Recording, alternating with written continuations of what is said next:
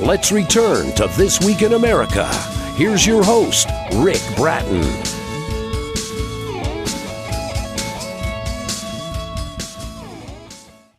Welcome back, everybody. Coast to Coast, This Week in America. Flo Taber-Brown says she wrote the critically acclaimed God is Not Happy so that people will realize many of the behaviors and thinking what our hearts feel is contrary to what is our operating manual. Flo taught special education for many years before going to seminary to be a clergy member. She previously wrote a book entitled Microcomputers in Special Education. Flo and her husband have 9 children, 27 grandchildren, and 12 great-grandchildren. She's a hospital chaplain and a deacon in a church. Flo Taber-Brown, author of God is Not Happy, joins us on This Week in America. Flo, welcome to the program. It's a pleasure to have you with us. Thank you very much. I'm glad to be here. It is a very important topic and one that is receiving excellent reviews, the book, God is Not Happy. Let's talk about where this idea began. What was the reason for writing this book? Well, the answer is found in the preface of the book. However, I can tell you that God told me to write it. And he was with me writing the whole thing because I kept praying and saying, what do you want me to say next? So that's how it worked. Well, it's interesting when you get a message like that this book is needed. It's almost what divine inspiration you're talking about, where you really felt what you were having help as you were writing it. Well, I felt very comfortable doing it. And I really feel like our world has changed so much today, especially in this country, if not the whole world, in the way we behave, and that we're not following God's operations manual, which we call the Bible.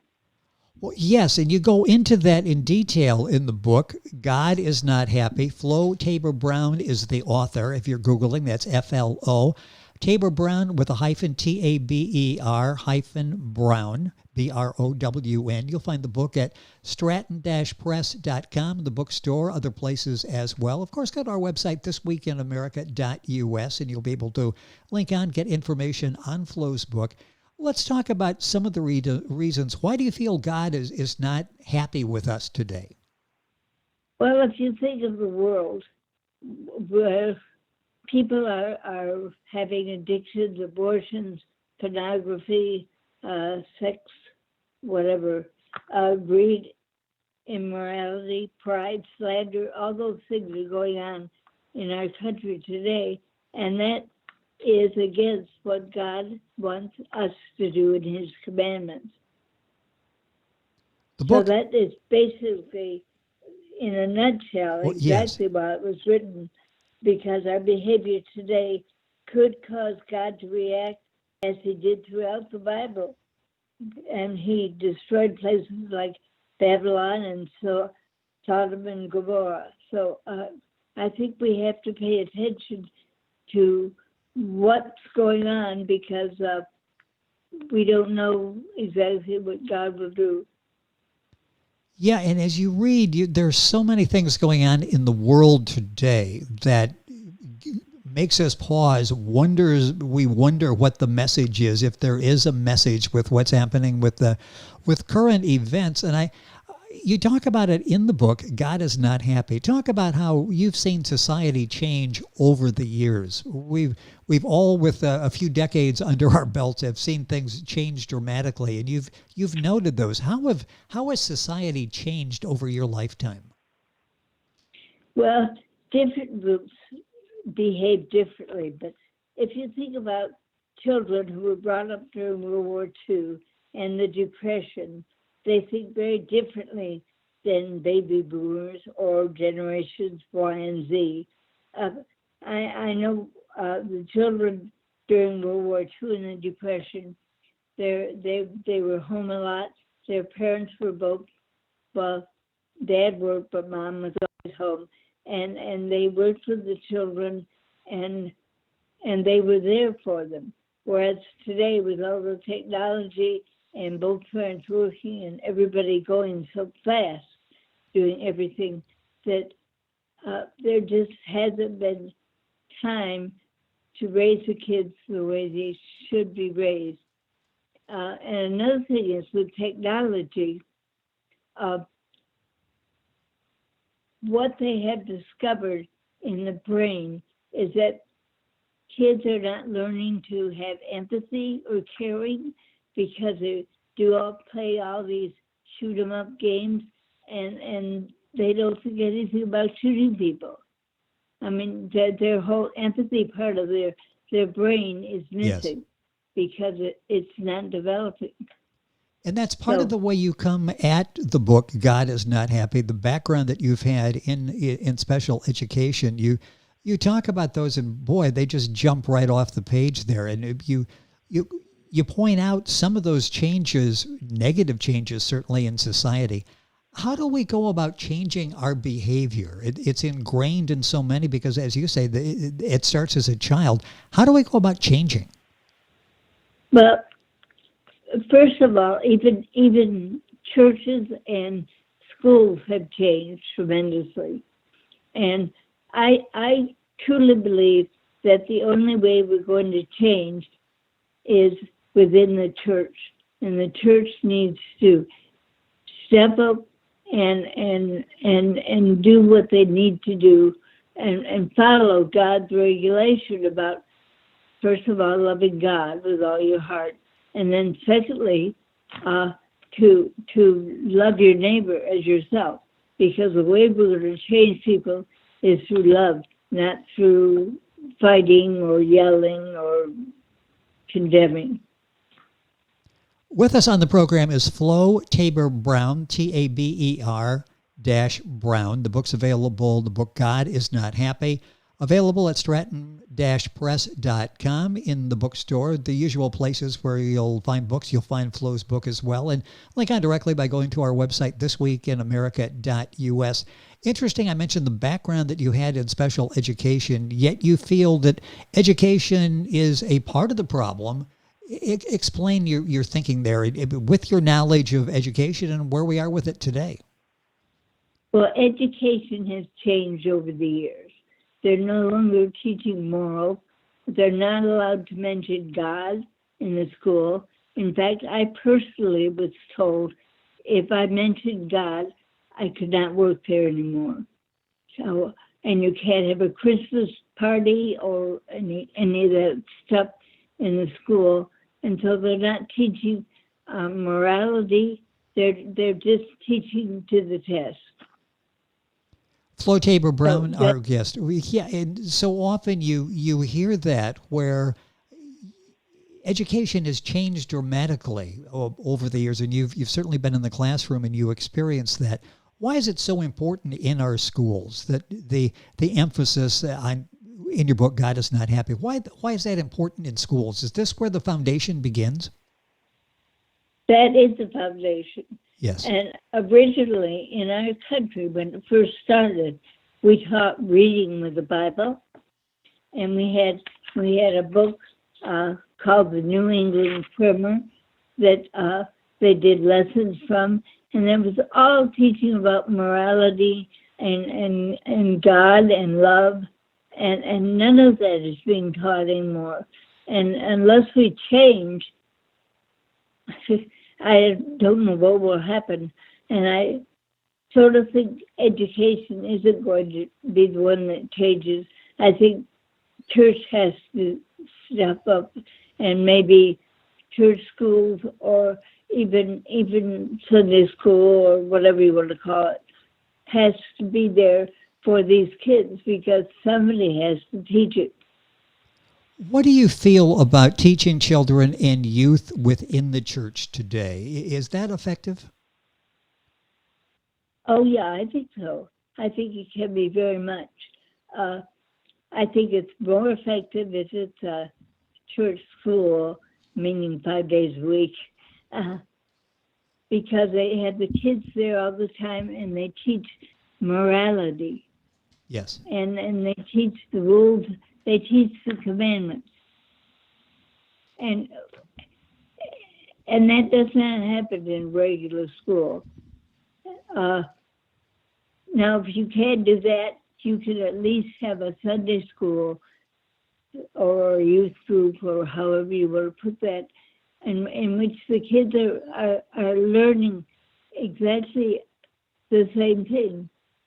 I think it's very important. And another thing, parents don't have a whole lot of time to teach this nowadays. And our church attendance has dropped so tremendously. It just worries me. Flo Taber-Brown, our guest on the program. Her book is God is Not Happy. It's available wherever books are sold. You'll find it. I'll direct you to stratton-press.com in the bookstore. Link on to our website and get all the information. Link on directly. What do you feel must be the mission of the church today in overcoming this problem? Well, let me summarize Proverbs 22:6. Train up a child in the way he should go, and when he is old, he will not depart from it. And I think that's true, because if kids are not taught what about morality and about rules and regulations, like 10 Commandments, and to love one another, by the time they're 18, research shows their chances of learning that are very slim. So I think it's very important for churches today to take over what is not being taken over in society. Yes. Let's talk about basically society as a whole. What factors in our country, throughout the world, have a negative impact on success in making changes in the way people live? I really think technology plays a big part in it, because kids are watching shows where everything can be going on. I saw one last night, and you saw two people practically having sex who weren't married. And that kind of morality is in a lot of our shows on TV. And then all the games they play, I mentioned that before. Yes. That worries me a lot. And both parents are working, and everybody's doing everything really fast. You know, they've got to be in a hurry, and they've got to be busy all the time, and they have to be entertained. And I think that's just the way people are today. They're just moving so fast that they have to find a way to slow down and follow God's rules. And it's hard to tell the kids to slow down when mom and dad are going 100 miles an hour, isn't it? I mean, you sort of follow what parents are doing, and I guess we could set a better example for our children and grandchildren by slowing down a little bit and appreciate the life that we've been given. Again, we got a couple minutes left in the program. Sort of summarize the book, why you thought this book was important, and the feedback, the very positive feedback you're getting with the book, a book that is obviously changing lives and maybe having people stop and reflect a little bit on where we are. Well, I think if people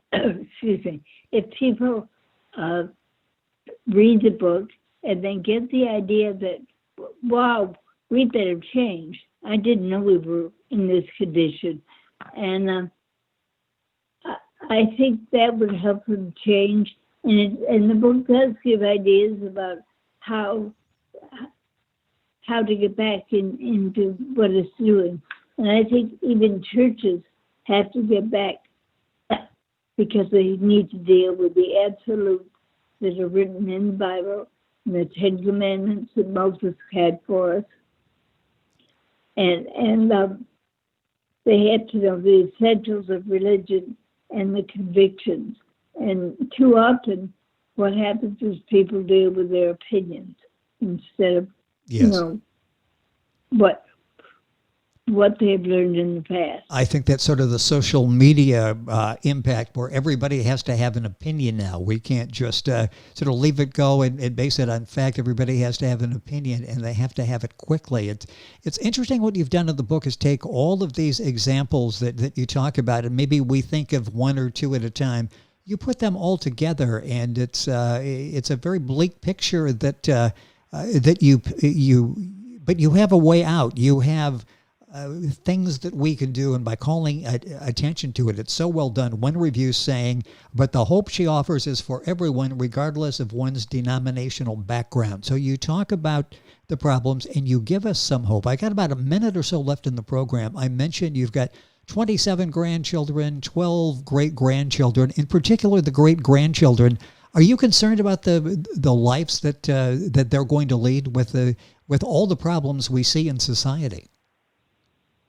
First of all, I now have 14. All right, congratulations. All right.